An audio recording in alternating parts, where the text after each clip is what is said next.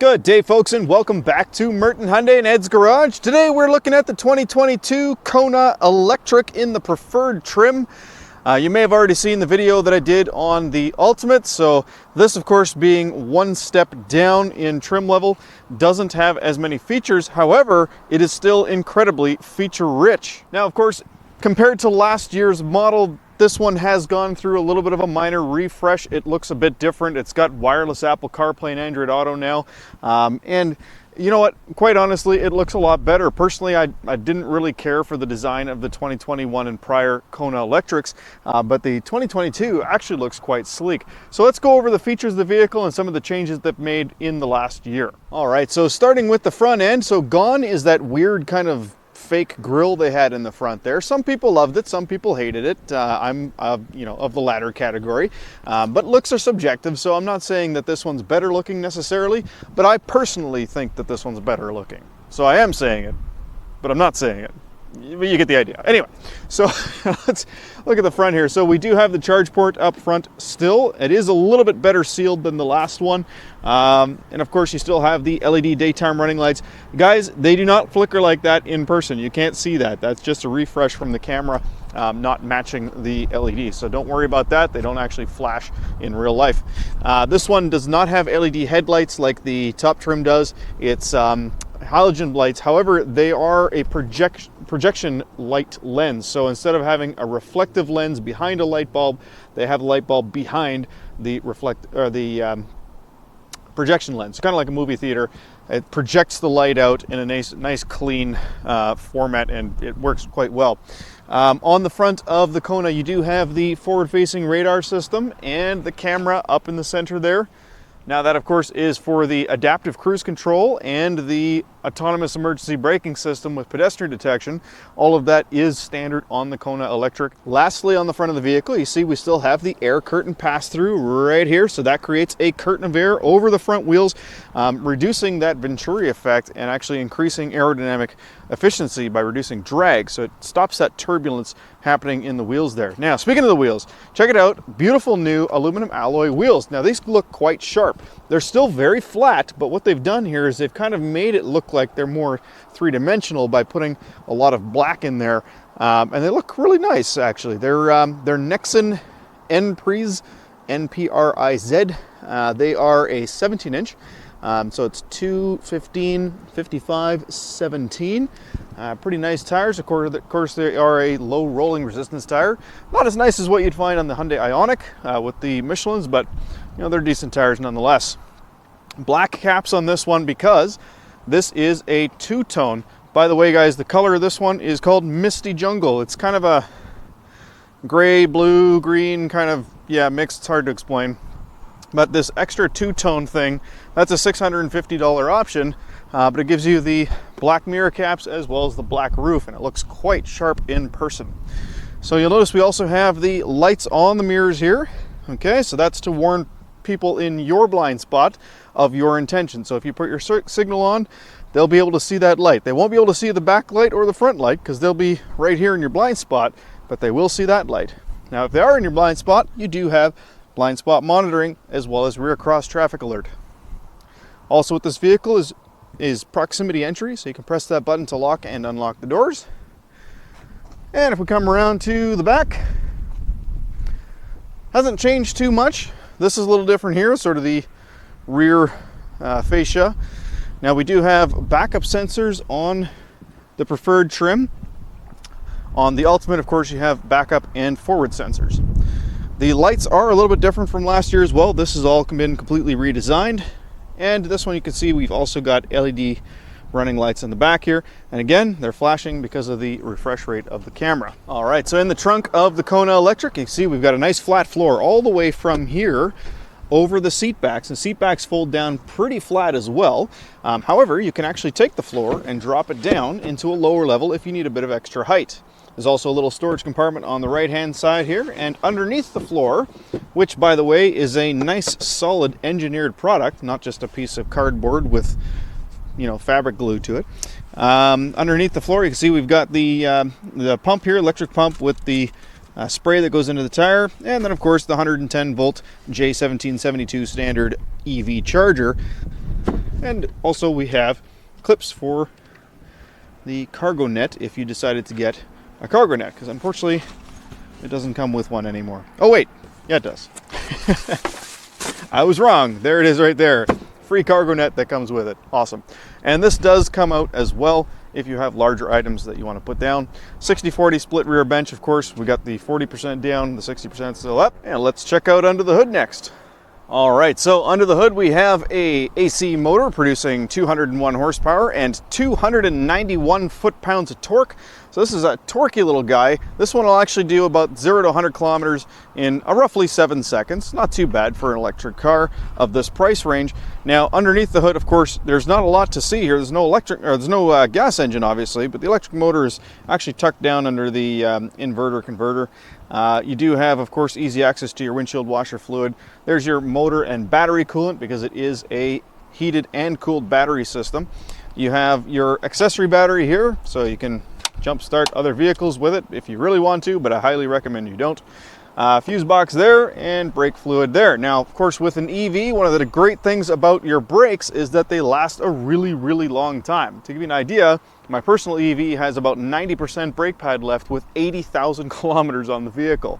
So very little maintenance to do on these. Brakes last a really long time. You don't have to worry about oil changes. There is a single reduction gearbox in there as well, in between the electric motor and the CV shafts.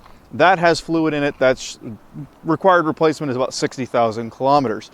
Other than that, on here, the other things to note, you do have breakaway motor mounts for safety purposes. In the event of a forward collision, that quickly breaks away so that everything else can drop down to the floor. And another cool thing to see is all of the structural adhesive on this vehicle. We use hundreds and hundreds of feet of structural adhesive. That's, you know, up to 10 times more than the competition. That stuff's heavily used in the airline industry to hold airplanes together. It's probably a good thing. It actually increases the strength of those welded points, making the vehicle a little bit safer in a collision, but also stops a little bit of torsional twisting, so less creaks and squeaks over time. Now, of course, this one is also constructed with over 50% advanced high-strength steel, because Hyundai is the only manufacturer that makes their own steel. Advanced high-strength steel is a higher tensile strength than typical mild steel, and it's used heavily in our vehicles, almost twice as much as most other vehicles in its competition. Good to know. Now, this one I actually found kind of interesting. It actually has insulation on the underside of the hood. So even though this vehicle is not a gas engine, they still decided to insulate the hood to kind of keep the noise down from the road and stuff like that, wind noise, road noise, whatnot. So not only is the firewall insulated, but the hood is insulated as well. It's a pretty quiet vehicle. It's not a luxury vehicle by any standard. However, it is still a pretty quiet ride, especially at lower speeds. All right, before I jump in the back seat, a couple things to note. I have set the front seat in a position that I can drive it in, or that I would drive it in. It's a comfortable place to be for me, but also a couple things about the back seat. So you have a center cup holder armrest that's nice and cushiony, making it a pretty comfortable armrest. We've also got solid seat backs. So if you do have kids back here that are kicking the back of the seat, you won't notice it as much because of that solid seat back. You also have a little storage pocket in the back of the passenger seat. Now let's get my 6'2" frame in here. So you should know at 6'2", I'm neither tall in the torso or long-legged, kind of half and half. So I've got really good headroom. It's actually about 2 inches above my head, and I can put my feet underneath the seat. But you'll notice my legs are up a little bit. That's because the floor is a little higher in the Kona Electric than it is in the Kona Gas, but it's still pretty comfortable. I have a little bit of space in front of my knees here, about a finger's width. So, all in all, for a subcompact vehicle, not terrible. I can definitely sit back here as a 6'2" individual, and there's lots of room for another passenger. If you have 3 adults in the back, it's going to be a bit of a tight squeeze. 3 kids will be no problem at all. Let's check out the front seat. All right, sitting in the front seat, I'm actually quite straight up right now. I could lean back quite a bit, but I've got a ton of headroom above my head, and the seat does have adjustable height. So if I raise that all the way up, you'll get an idea of just how much headroom there is in this vehicle. There we go. It's at the top height, and still, if I sit up very straight, as you can see, I have a lot of room above my head. Now, that seat height adjustment, what's really nice about Hyundai is that they've actually put it on both sides. So not just the driver has height adjustment on the seat, but the passenger does as well. So they've actually, given some thought to the passenger. So let's check out the rest of the features in here, starting with the left side here. And we can see we've got the rear parking sensors, which I showed you earlier. There's of course your dimmer switch for your dashboard lights. And then this one right here, that's the automatic lock for the charging cord. So the way that works is as long as that light is on, your charging cord will be locked while the vehicle is charging. As soon as the vehicle is done charging, the charging cord unlocks itself. Now, if you're at a public station, that's kind of the way you want it. You want others to be able to grab that charging cord, unplug your car, and plug their car in if you're not back yet. If you're at home or if you're using your own personal charger, you might not want to actually have it automatically unlocked so that at night, if your charging cord is plugged in and the car is done charging, it remains locked. So if that light is off, that's what it's going to do. So if you don't want your charging cable stolen, for instance, that's probably the better way to do it. However, at a public station, definitely leave it so that it unlocks itself when it's done charging. It's a courteous thing to do. All right, moving on to the steering wheel. So this is a leather-wrapped heated steering wheel. So it's heated all the way around, not just the grips, the whole thing, top and bottom, left and right. And of course, there's lots of buttons on the steering wheel here to talk about as well. So you have your voice recognition, which works with the Apple CarPlay and Android Auto that comes with the vehicle as standard. And it's wireless Apple CarPlay Android Auto, which I'll talk about a little bit later. You got your mode switch here, which goes between different sources of music. You got your answer button, your volume, your track, previous track, next track, and also preset tuning. This one right here is a customizable button. So Hyundai gives you two customizable buttons, this one here and this one here, and they can do various different things. This one, we usually set it up to hang up phone calls. However, if I bring up the different list here, there we go. So there's reject phone call. You can also have it change your hands-free calling device. You can put the vehicle into, you can put your phone calls into privacy mode, which basically just makes the audio come through the handset or the headset on the phone itself. Or you can have it go straight to voice memo. This one right here, we usually set up for the Apple CarPlay Android Auto access. However, you can also make it go to the phone screen, Bluetooth audio menu, and then a Blue Link. And you can also have it turn the display on and off and put the vehicle into quiet mode. You can have it go to the home screen, the EV screen, or do nothing at all. Quiet mode, in case you're wondering, will limit the volume in the front of the vehicle speakers, but it'll completely disable the speakers in the back of the vehicle. So if you got kids sleeping in the back, or if you just have kids in general, you might want to enable that button to quickly put the vehicle into quiet mode. Getting back to the steering wheel now, so the other buttons on the right-hand side here. So these two right here all sort of control the little center screen there, which I'll go over momentarily. These ones are all in reference to the cruise control, so that sets your speed. This decreases the set speed, increases the set speed. This one changes the distance that you're following the car in front of you. But this one here is the lane follow assist. So you can see the lane follow assist icon right there and the lane keep assist icon right there. When that one's in green, that means you must be going over 64 kilometers an hour and the car can see the lines on the road. And by default, unless you've disabled it in the system, it'll just be on when you start the car. This one here, the lane follow assist, when that turns green, it does the same thing. It's capable of steering within the lines. Now, what's cool about it is that it works at any speed. You can turn on the lane follow assist at 10 kilometers an hour and it'll do its best to steer around the lines. Keep in mind, it's not an autonomous vehicle. It's just there to offer a little bit of assistance. But yeah, that one disables itself when you turn the car off and then back on again. It'll by default be off. You do need to turn it on. All right, so looking down at the center console now, so several buttons to discuss. We have the heated seat buttons. So these are 3-level heated seats on the front and passenger, driver and passenger side. You've got your drive mode button here, which actually does something really cool on the screen. So you notice the screen is all red now. That's because we're in sport mode. But if we change this to eco, you can see it goes all blue, and then normal mode puts it into kind of a white background.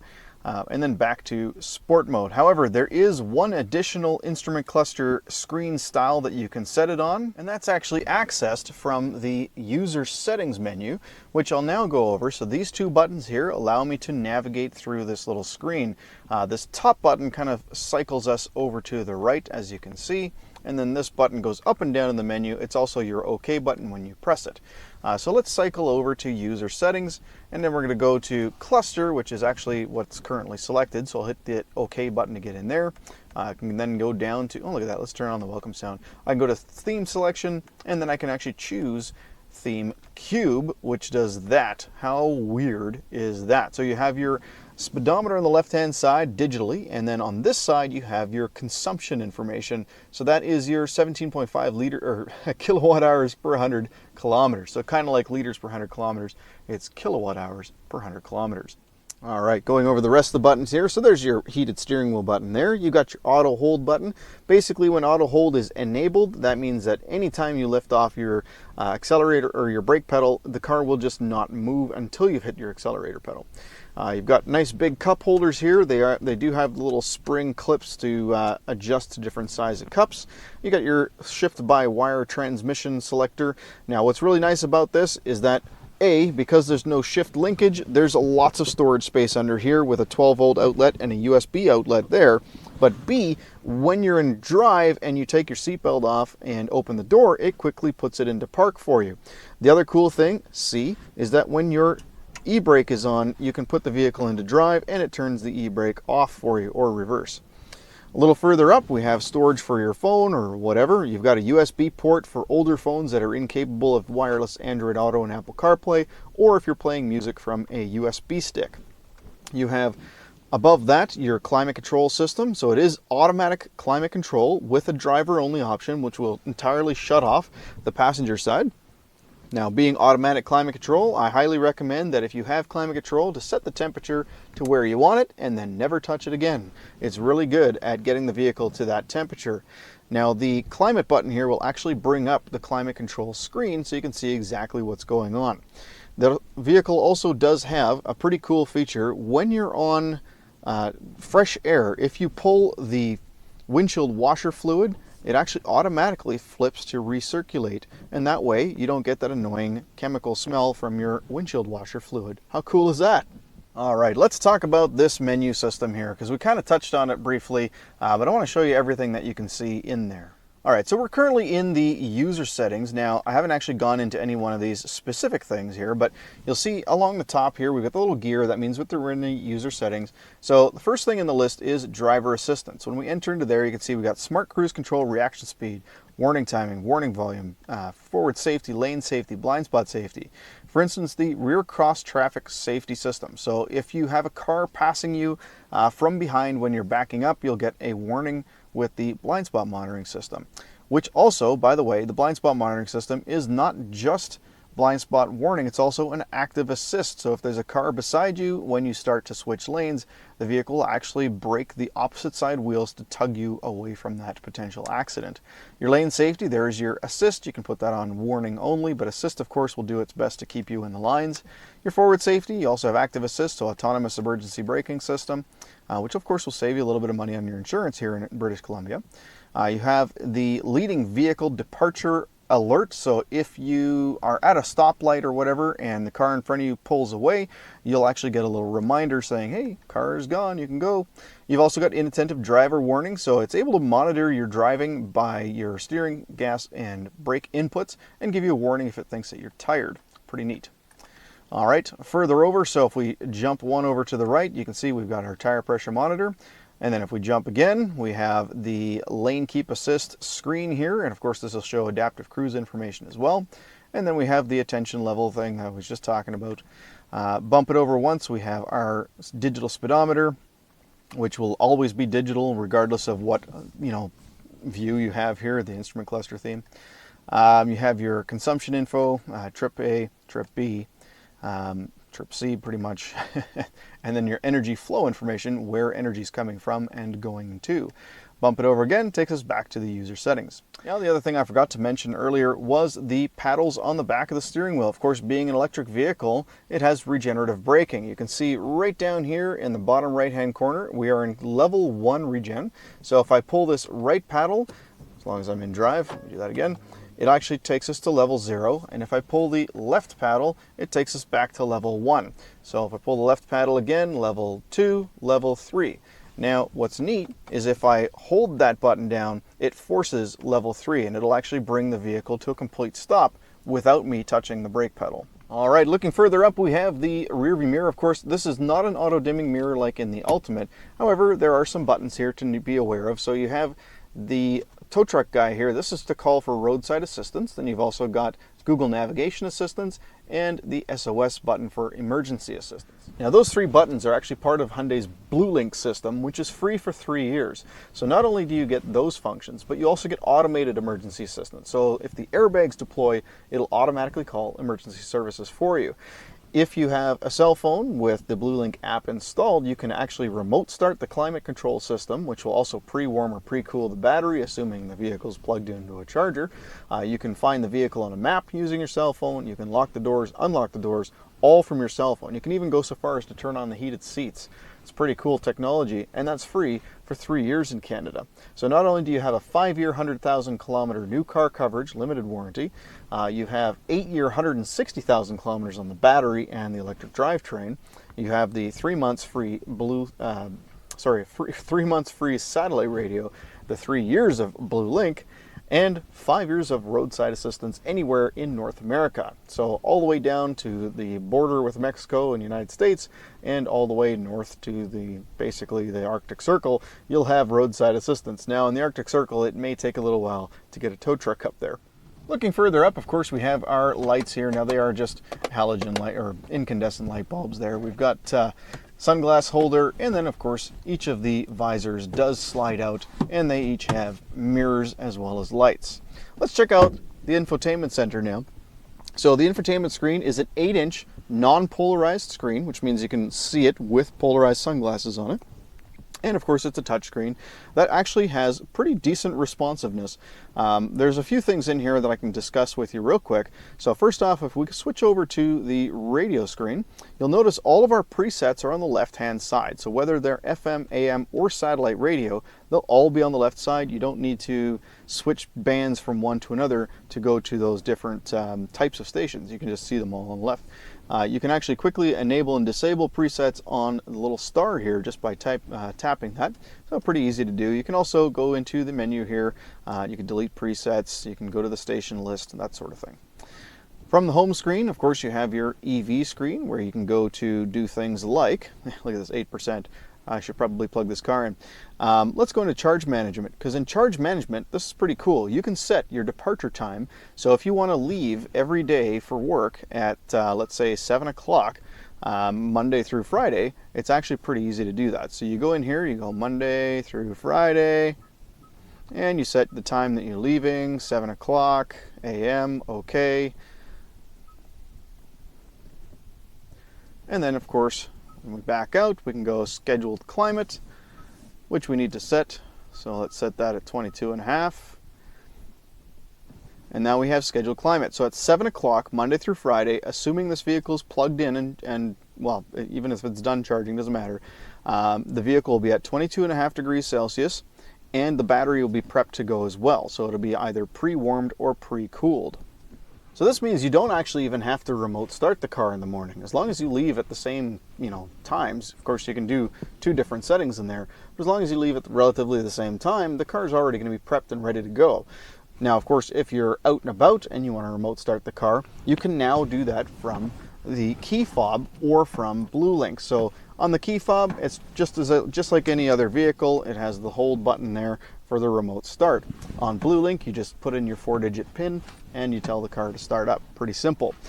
Also in here, also in the EV screen, you can see we have energy information, we have eco driving information, EV settings where you can actually enable and disable winter mode, and then in the energy information screen, you can see we have the current range till empty, which isn't much. Like I said, I got to plug it in. The amount of time it's going to take to do a full charge. So DC fast charger right now, it says 1 hour and 22 minutes. Now keep in mind, this vehicle has the ability to charge up to roughly 80 kilowatts. This is an average based on sort of what's mostly out there. So if you have a 50 kilowatt charger, chances are it's going to take that long. But if you have an 100 kilowatt charger, it'll probably take a little bit less time. You can also see the AC station, so the charger that comes with it. It's going to take 58 hours to get it back up to 100%. Again, keep in mind this, you got to take a little bit of this with a grain of salt. It'll probably be less, but they try to under-promise and over-deliver on that. All right, the only other thing to mention in here under all menus is kind of interesting. You got a voice memo where you can actually, remind yourself to do something later just by talking, and it'll record your voice. And then one screen over, you can see there's that quiet mode that I talked about earlier. The notifications in valet mode are actually in relation to BlueLink. Valet mode just puts some restrictions on the vehicle. Notifications is where you can, you can set up things like reminders for servicing and issues with the vehicle or whatever. Battery being fully charged, that can send notifications to your phone, so you can set that up from there as well.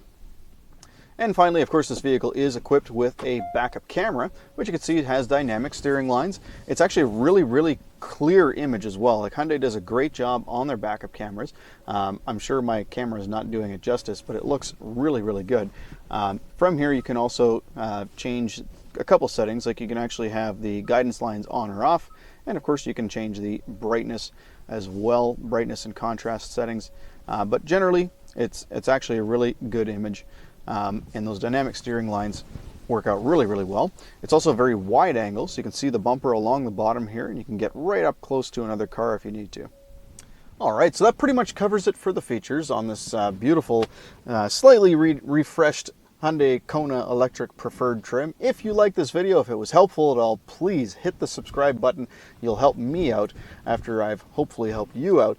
If you like the video, again, also click the like button and hit the bell notification for future videos. Thank you so much for watching. I appreciate all the support you guys can give me, and please leave a comment below if you have any questions. Thanks a lot. Take care. Have a great day.